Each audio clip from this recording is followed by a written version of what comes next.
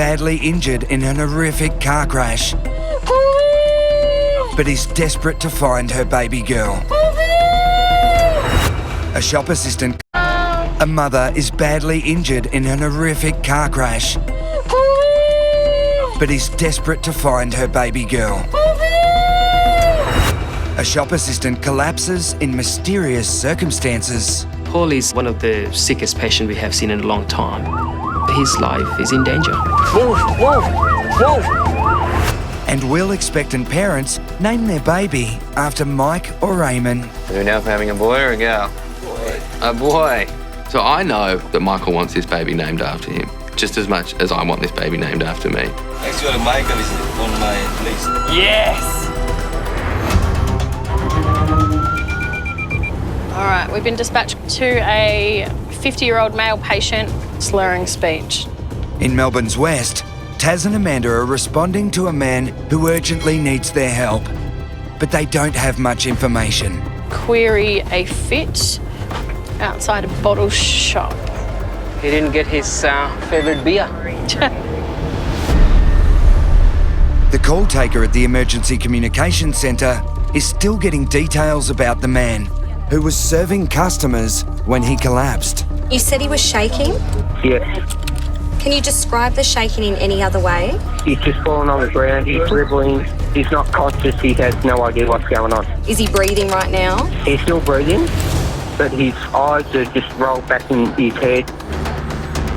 Unless the man is epileptic, the fit is likely a sign something is seriously wrong. Must be inside. Most of the time people have got a history of seizures and are epileptic and usually are medicated for. If there's no history of epilepsy or any type of seizures, it's more concerning to us.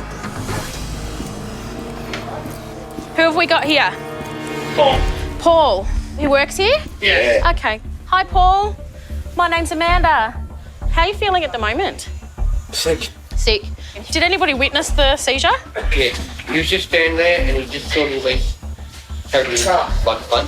Like vague? Yeah. Yeah. Didn't know what he was doing and then all of a sudden, bang, fell on the ground. Yeah, okay. All right. And started having that sort of jerking. Shaking. Yeah, okay. Paul, are you an epileptic? Yeah. Never had a seizure before? No. Worryingly, it's Paul's first fit. And with security cameras capturing the moment it struck, Taz and Amanda quickly need to establish what's caused it. You feel really nauseous? Yeah. Can you see me properly, Paul? Crazy. Is this speech normal for him? No. So once he started to regain consciousness, you've noticed that his speech was not... Yeah. Yep.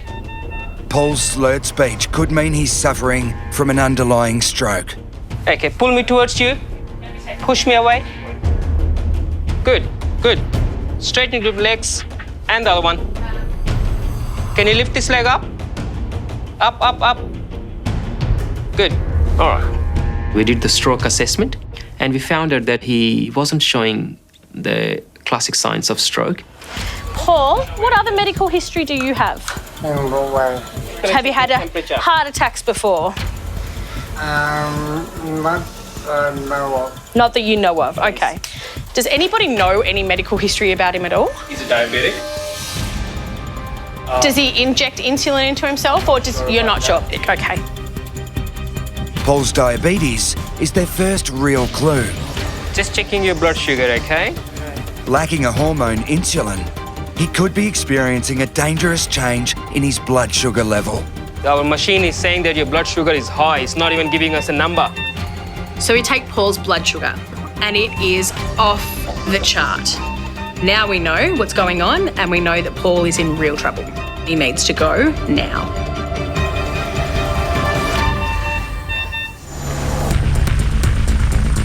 Is the road here?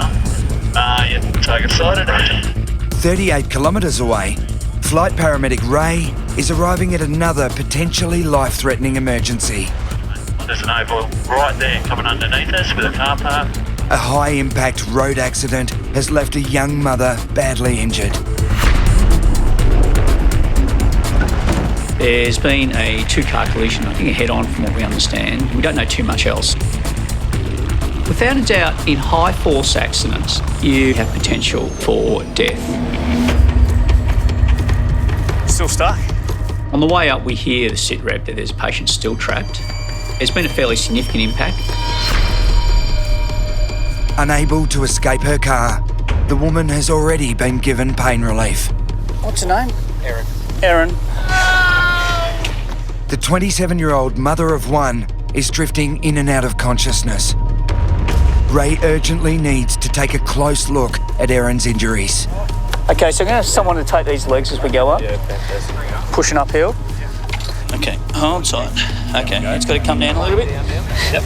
Okay. Okay, I've got the head. Yep. Okay, we can move up. All right, on 3, 1, 2, 3. Yep. All right, we go again. Yep. Ready, set, go. Oh, watch the spine board. Yep. Ready, set, go. Okay.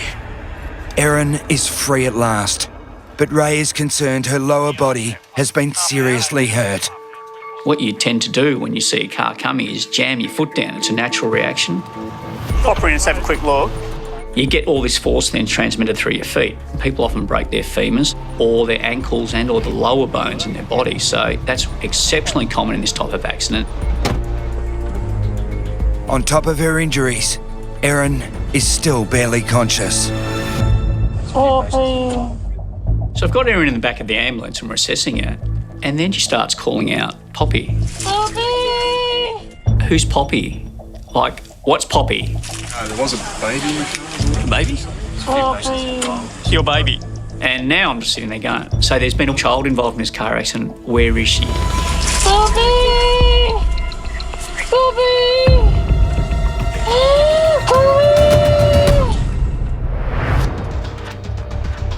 Back in the western suburbs, outside a liquor store, Taz and Amanda have got diabetic Paul into their ambulance.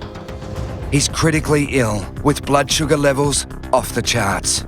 Paul, you're having a hyperglycemic attack, so a high blood sugar attack, okay? All right, so you've taken your insulin this morning, yes? As normal. You didn't take any less? Any more? No. A collar helps protect Paul from the impact of his fall, but he desperately needs more insulin. And you haven't had any extra sugar or anything like that? Initially, we're thinking somebody who's recovering from a seizure, but now we're dealing with an actual medical emergency, and the intensity goes through the roof. Have you ever had a high blood sugar attack before, Paul? No. Not like this? No. Have you ever had any emergencies with your diabetes at all? No. At this point, we can support Paul's condition with a little extra hydration with some fluid through the vein and some oxygen. Okay, let me know when you're ready. Yeah, I'm good to go, thanks. But we don't carry insulin, and that's what he really needs. How far away are we? 20 minutes. Okay, just giving you some more water, okay? I'm just going to check your blood sugar again, okay? Fluid and oxygen can only keep Paul alive for so long. Yeah, still high. He urgently needs to get to a hospital. Paul is one of the sickest patients we have seen in a long time. If he doesn't get the insulin, his life is in danger. Move, move, move, move.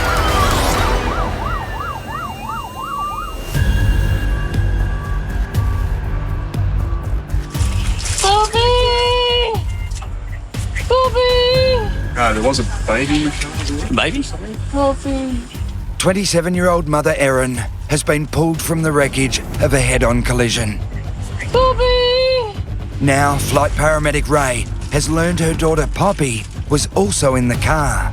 Can you check out if there's another paediatric patient here? Now it's clear why Mum's hysterical. She wants to see her 1-year-old. She's got no idea what's happened to her. Her baby's here. Here still? Yeah. Does she want to say hello? Erin, everything's okay. It's all right, we're going to bring him over. I've just had my first child and she's 5 months old. The not knowing of where your child is or what's happened to them would be one of the most terrifying things you could ever go through. Poppy is with Erin's friend Rachel, who reached the scene soon after the crash.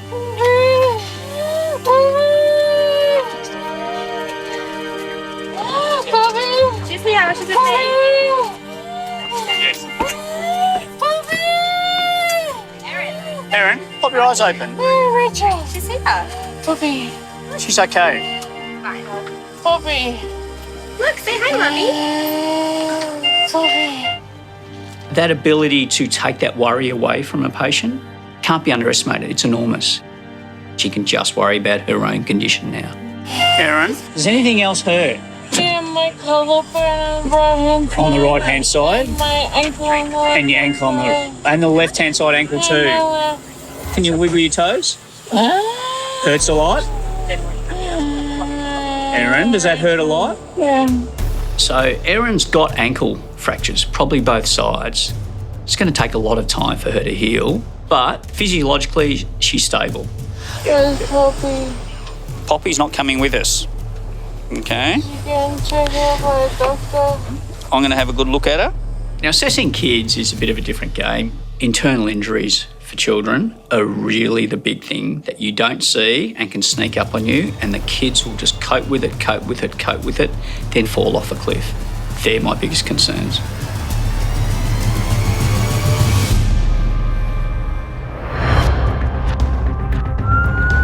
Under lights and sirens, Taz and Amanda are rushing diabetic patient Paul to hospital for an urgent dose of insulin. What's our ETA? About 15. His blood sugar level is still dangerously high, and they don't know why. A lot of people do suffer from diabetes these days, and it is something which can be effectively managed, but sometimes just the smallest of mistake, forgetting your medications, not rehydrating yourself, overexerting yourself, suffering from an infection or injury can actually throw you on the other side of the scale where you're fighting for your life. Do you have any family that we can call, Paul? No, okay. Paul lives alone and has no family. And everyone that says that to me, and it happens often, it just makes you feel for them. Taz drives like the wind when we've got someone in the back who's not feeling fantastic. He's done a good job, hasn't he? Yeah. We're just arriving at hospital. Yeah, no problem, thank you.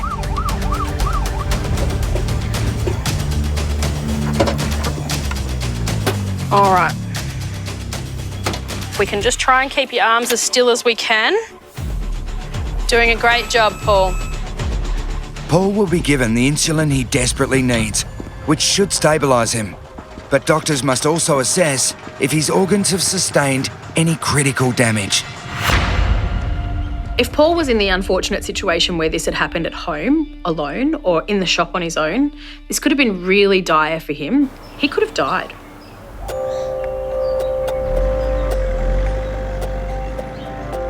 Good job, Taz. Well done, Amanda. That's our gold star for the day. I think we've earned our coffee. What do you reckon? I'm going to go back to branch and make my own masala chai. Masala chai.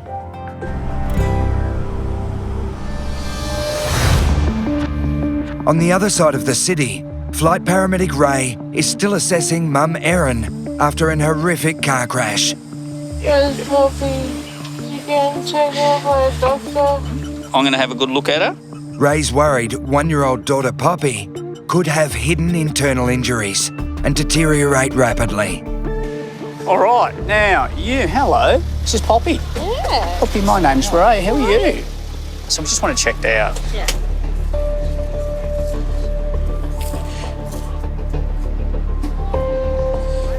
Pop in there. You're the best protected person in the world in that back seat. I know, she had the best seat in the house. You did.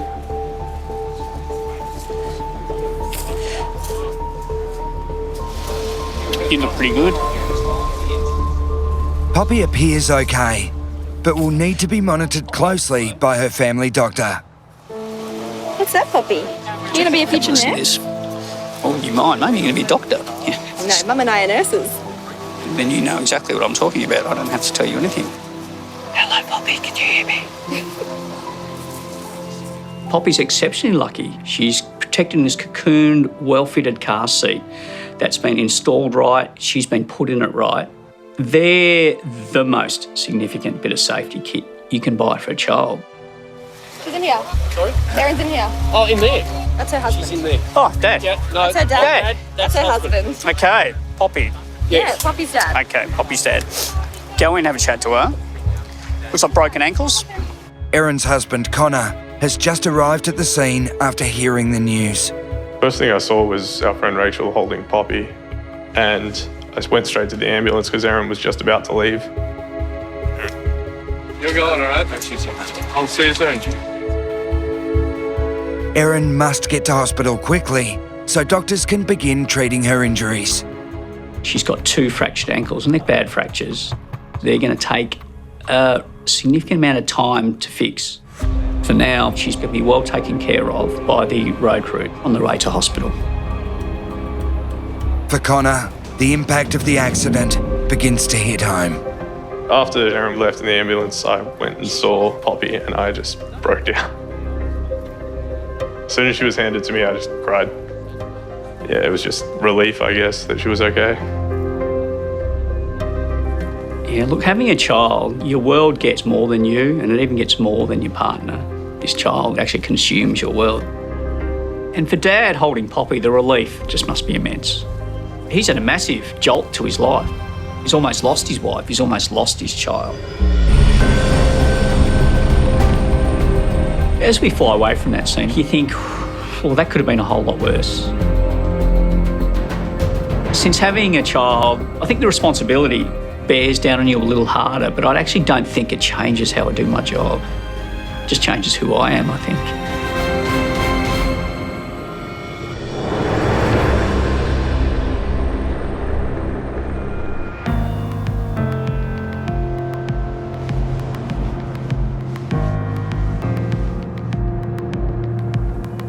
It's just that time of the night, mate. We're more than 2 hours over. My radio battery is running out. It's late, and after a busy night shift, Mike and Eamon are about to clock off. Pregnancy 3rd trimester. RC 715. We're right on this. Your code is profession, they're in labour. Code 1. 715 Project Code 1. Things are getting late and we're coming to the end of our shift, but I think anytime you get called to a woman in labour, it's a mix of excitement and fear. The tiny human is about to come into the world and you're the responsible person to make sure that happens safely. 2 a.m. babies. Well, it's never going to come at a good time, is it? Another paramedic is with the first-time mum-to-be who's having regular contractions. Oh, we've got a baby bag here. Looks like they've tried to make a run for it and not been able to. It's Mike and Eamon's job to get the woman to hospital safely. Unless the baby is already on its way. Hello, ambulance. Hello, where are we heading? Wow, there we go. Rhea, you can't feel anything downstairs? No. On arrival, it's clear 34-year-old Rhea's labour is well underway. So she's having a contraction now. You feel her tummy's tight all the way over? Yeah. So that's a decent contraction. Just let you breathe through that one. So they're lasting a good minute, so that's good. So in the first few minutes of getting there, we realised that Rhea is full term and her contractions are very close together. But we know that she's not about to have this baby immediately. I want you to tell me when you start having a contraction and when they finish as well, okay? Okay. So our next priority is to figure out where she's having this baby. How do you know Rhea? I'm her partner. You're her partner. What's your name, sir? Simon. Simon, nice to meet you. Mike and Eamon. Does Rhea have like a booking or anything? What hospital? It's Women's Hospital. In the city? In the city, yeah. So we're having the baby at the Royal Women's? Yeah. Do you live here? I've just been here tonight, but I'm staying at my dad's at the moment. Okay. So Mike does a little bit of reconnaissance and we find out that Rhea's actually booked in at the Royal Women's Hospital, which is all the way in the city, almost 40 kilometres away. All right, let's head out to the ambulance and we'll scoot up to Royal Women's. Then you're going to come with us, Dad? Yeah. Brilliant. It's a really unusual situation we find ourselves in where a woman in labour is that far from the hospital she's booked into. Have you got another one coming now? Yeah, it's coming on. Okay. In my short career already, I've helped 2 mums deliver their babies. This could be baby number 3. Have a bit of a rock sometimes, that helps you. That's it.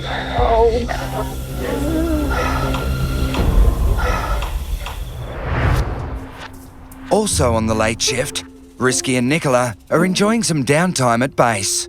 What kind of jobs are we after today? Well, you always know that I would love to deliver a baby. Not mine. True. Did you end up getting your scan? I did. Did ya? Yep. Did you find out what you're having? Might have. Show us. Well, you're having a baby, by the looks of it. Hopefully. I've got no way of knowing whether that's a boy or a girl. It's another girl. Girl? Yep. Yeah, another little Risky. Another girl, yep. I found something the other day that I wanted to give you. What? That's a little awesome. ambulance toy. And it squeaks. That's awesome. I'm super excited for Risky that she's pregnant again. I'm really happy for her, but what it means is that we're going to have to talk about babies all the time. Nicola's a pretty good name. I was thinking Nicoletta. Like the Italian nonna version of me. But baby names will have to wait. The team is needed at a potentially life-threatening case. So we're going to a 73-year-old female who's got pain in her ribs and back. That's all it says, code 1. No further details. It's come through as back and rib pain. Now with rib pain, it could be lungs or heart related, so we need to get there as soon as possible.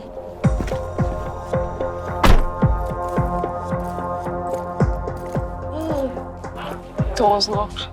Does it sound like someone's crying? Yeah. So we're on the doorstep and all I can hear sounds like a female wailing inside. And I'm thinking, this is going to be interesting. It's definitely someone crying. Oh, there we go. They're coming, they're coming, they're coming. Just as we're about to maybe jump the fence, someone finally comes to the door. Hello. You called an ambulance? Thank you. So your wife, is it? Yeah. Okay, all right, I'll go and have a chat. When he opens the door, he doesn't seem particularly distressed. He seems quite calm, which is surprising given the amount of noise that's coming from his wife. Hello. What's your name? When we finally find Limonitsa, she's quite hysterical. She's wailing, but we need to get through that and work out exactly what's going on. I'm Michelle, this is Nicola. What's the problem? Listen. Limonitsa could be having a heart attack. Risky urgently needs to establish what's wrong. I know you're in pain. I just need you to take a few slow, deep breaths and talk to me.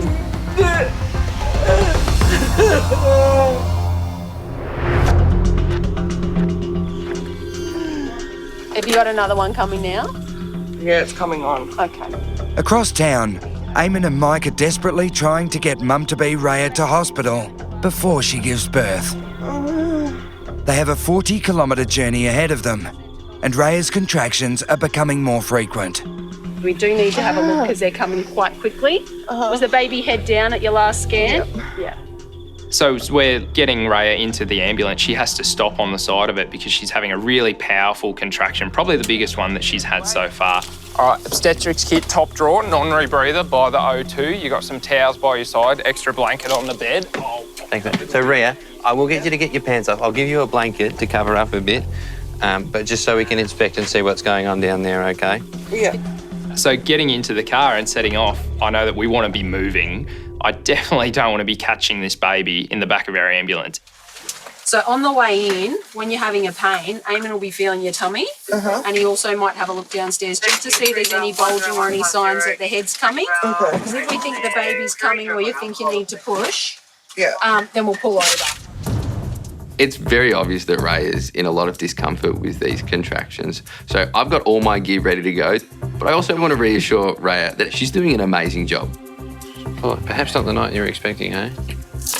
No, not really, but... Rhea's partner Simon and mum Maya will also travel in the ambulance to the city. Good girl, you're doing so well. But with Rhea's contractions coming thick and fast, the jury's out if they'll make it in time. Decent contraction. Feel how your tummy goes all tight? I know. That's good though, mate. It's good. Okay. Means your body's doing the right thing.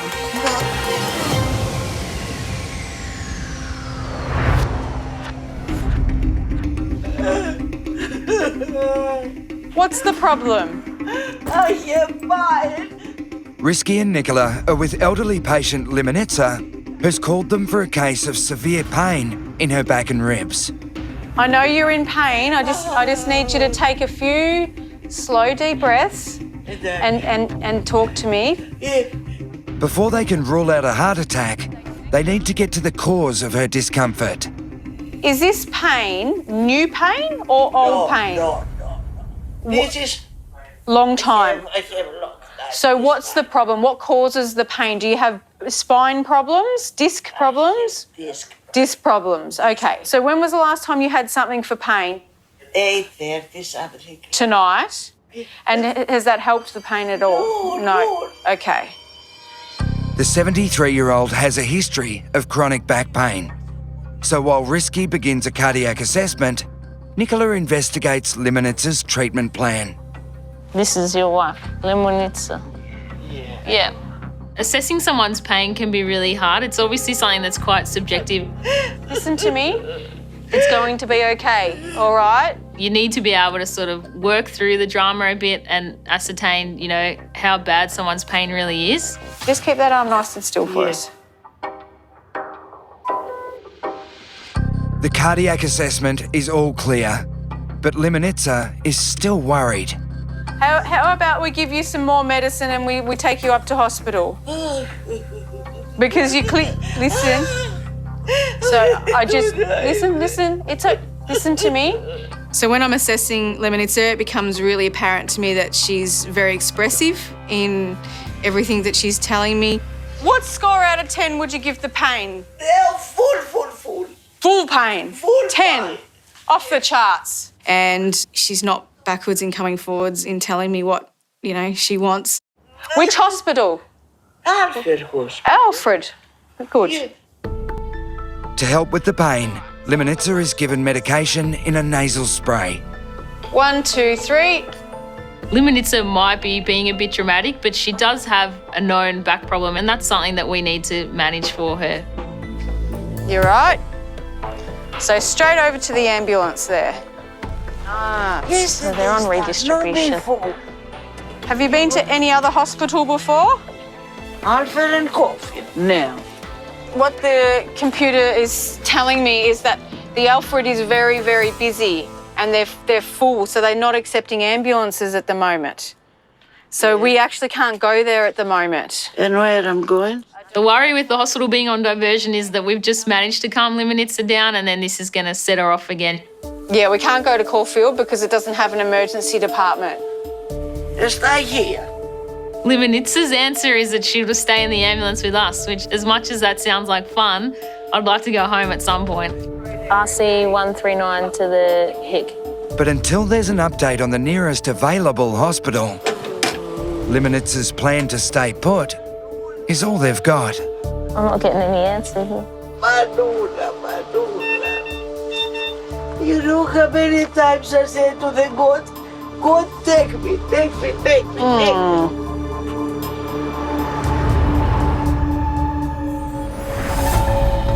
Fortunately, there's no hospital problems for expectant mum Rhea. The Royal Women's is on standby for her arrival, so Mike and Eamon are preparing to depart.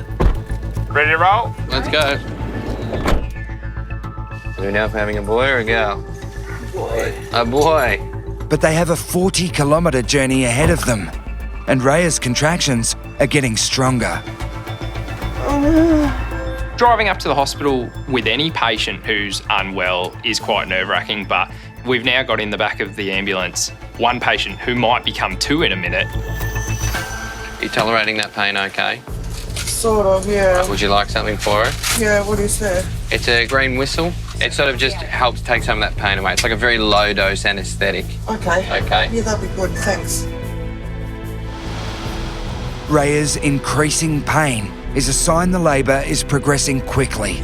Just so overdue, like just about a week overdue. Yeah, 41 weeks. Yeah. Not every day we get to see a lady have a baby, maybe, so.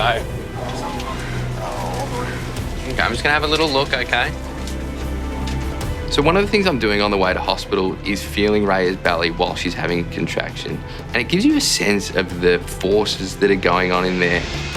Keep breathing on that whistle. Deep breath in and out. That's it. Quite firm contraction. And I'm still 50-50 if we're going to deliver this baby in the back of an ambulance.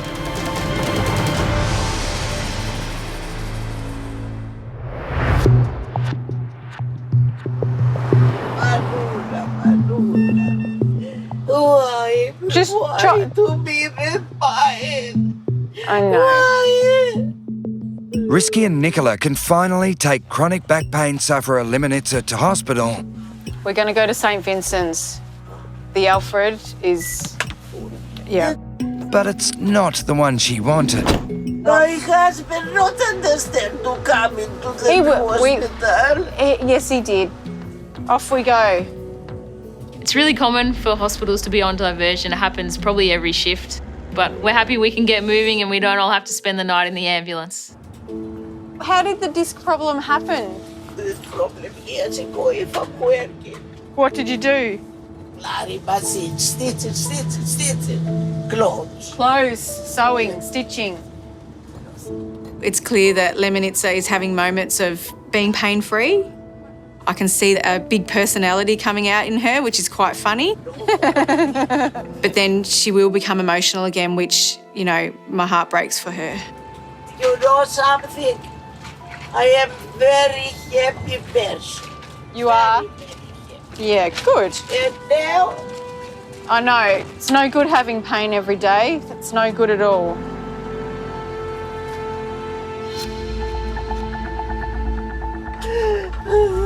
All right, we're at hospital now, okay? All right, we'll get you sorted, get you home, and you'll be able to rest pain-free. High five. High fives all around. You feeling a bit better? Much better. Good. She's a nice girl, isn't she? Worked my magic. Limonitsa will be kept under observation in hospital while her pain management is reassessed. Welcome to St. Vincent's. There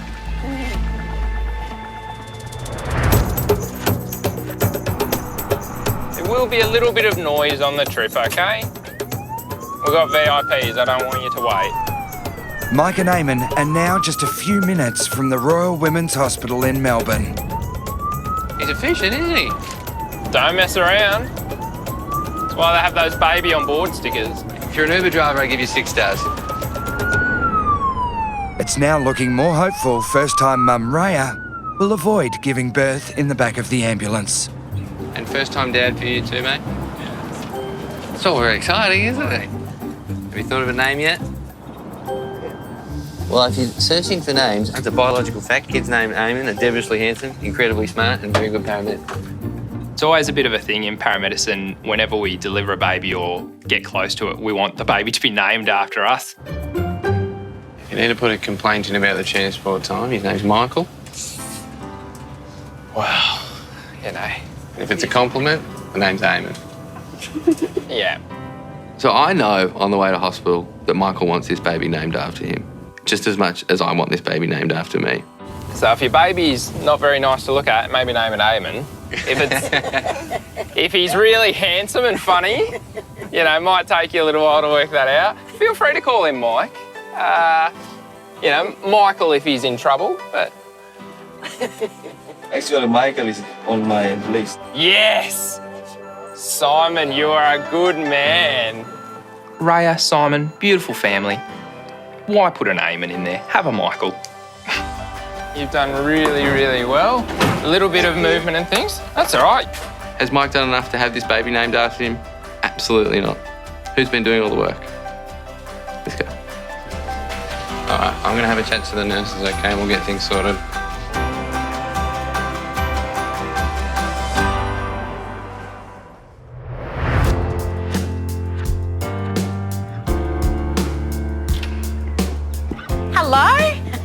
This handsome man must be Paul. How you going? Good, mate, and you? Good to see you. Hi. Hello. It's so good to see you looking so well. Oh, that's good. 6 weeks after Paul's dramatic seizure in the bottle shop, Taz and Amanda are paying him a visit during their meal break. All I could remember is waking up in the back of the ambulance. So you can't even remember this handsome-looking How guy? could you ignore this face?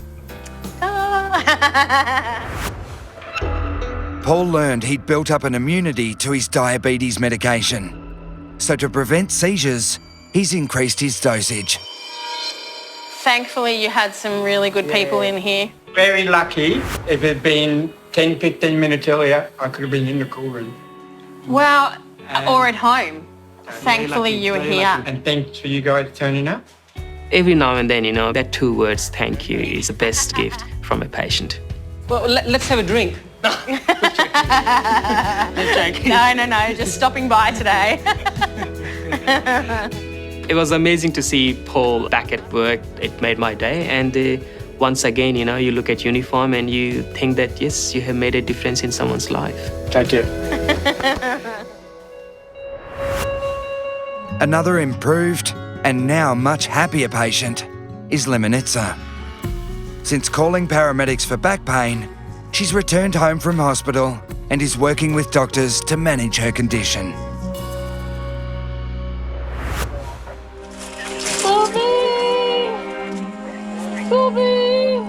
It's now almost 2 months since Erin and Poppy's devastating car crash. Erin, everything's okay. All right, we're going to bring him over.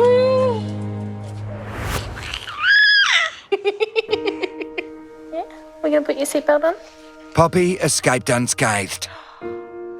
But Erin was less fortunate. I know how lucky I am to only have the injuries that I do. I had an undiagnosed head injury. I've had a lot of muscle wastage in my legs and had a lot of ligament and tendon damage. So I'll never make a full recovery. Yeah. My right ankle, we're kind of hopeful for about 70% of movement back in that. Look, it's an ambulance, like the one that took Mummy to hospital. Yeah, the ambulance. Erin will be wheelchair-bound for at least 3 months and may never return to her job as a ward nurse full-time. I know that Erin's pretty resilient. I don't believe she'll make a full recovery, but I think she'll live a perfectly happy life. Oh, good cuddly puppy. Poppy was a fertility baby, so she was a little bit harder to come by than a lot of other pregnancies. And if I lost her at the accident, yeah, pretty much life as we knew it would stop there. Both Poppy and I are very lucky. Things have definitely could have been a lot worse. This driver looks a bit different in the daytime, doesn't it? Everything looks different at 2 a.m, mate. Oh, geez, that was such a long shift, wasn't it? A long day. And it's 4 weeks since Eamon and Mike rushed in labour Rhea to her maternity hospital. It'd be good to see her again, actually. It will be. Excellent. Now they've been invited back to meet a special new arrival with a very special name. Keep going. Hello, Eamon, Michael. Hi, Simon. Good to see you again. Good to see you again. Hello. Hi, guys. How are you? Hi, Mike. Oh, hi. Hi. Good to see you. So it's Michael. It's Michael. Yes, it's because he's so good looking. Where'd that come from? I like to think it's come from me, but I have a feeling maybe not. When Michael was actually born, the first thing Simon said to me, he just said, yeah, Michael's the name. And we'd been considering the name Michael because it's his father's name. Simon's father, unfortunately, passed away in January this year. So that's why it's so special to us. Did he deliver long after you got to the hospital? It was only about 2 hours after you guys dropped us off. Yeah, It was actually pretty quick. Keen to come out. Yeah. So can we have a hold? Yeah, of course. You could have been called Eamon, but... Hi. Hey, buddy. Look at you. They're really great guys. Actually, they calmed me down. I was so afraid and then so worried, but Eamon said, name him Eamon. Yeah, pretty funny, but I love Michael. So it takes about 4 to 6 weeks. It's not too late to change the name? It's a possibility, of course. Yeah, I'm still trying. Middle name Eamon, maybe, that he can be slightly ashamed of when he gets older. I think Mike is pretty happy with himself at the moment. He's trying to contain it, but I know he's pretty chuffed.